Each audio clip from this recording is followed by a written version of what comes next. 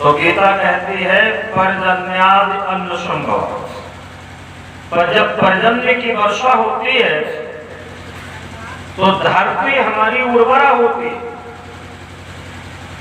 और फिर अन्न का उत्पाद बढ़ता है। इसलिए अन्नादि भवति भूतानि पर्जन्यादि अन्न संभव। अब प्रश्न उठता है कि तो पर्जन्य कहां से आता है?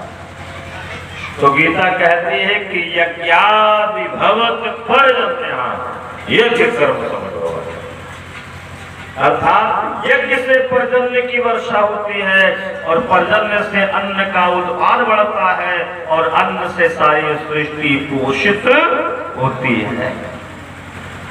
इसलिए इसके मूल में अगर किसी का सबसे बड़ा योगदान है तो यज्ञ भगवान का है। इसलिए कहा गया यज्ञ कल्याण हेतुः, यज्ञ ही कल्याण का हेतु है, कारण है, आधार है।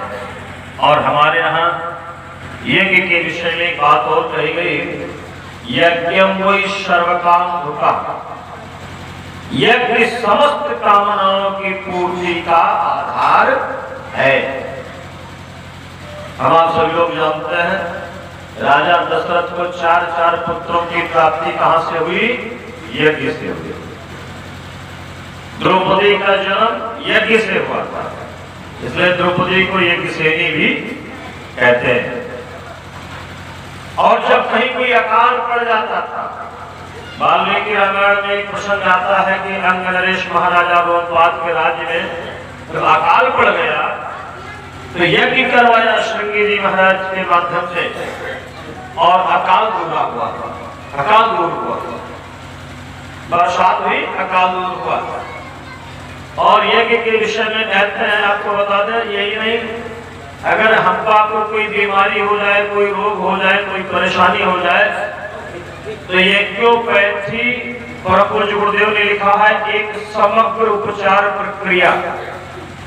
यज्ञोपैथी के द्वारा चिकित्सा का कार्य भी होता है। शांतिकुंज हरिद्वार में देव संस्कृति विश्वविद्यालय में एक पूरा का पूरा डिपार्ट इसी पर लगा हुआ, यज्ञोपैथी चिकित्सा वहां पर चल रही है। इसलिए कहा गया कि यज्ञ कोई सर्व काम होता, यज्ञ से समस्त कामनाओं की पूर्ति होती है।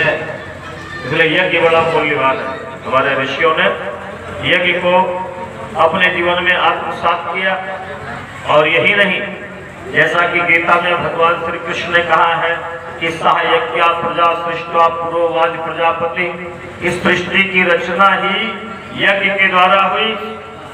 और ये भी आदेश दिया गया कि हे मनुष्यों, अगर तुम यज्ञ की आराधना करते रहोगे, यज्ञ के साथ जुड़े रहोगे, यज्ञ में जीवन जियोगे, तो निश्चित तौर पर तुम्हारे जीवन में किसी प्रकार के दुख, क्लेश, कलह और अशांति नहीं आएगी।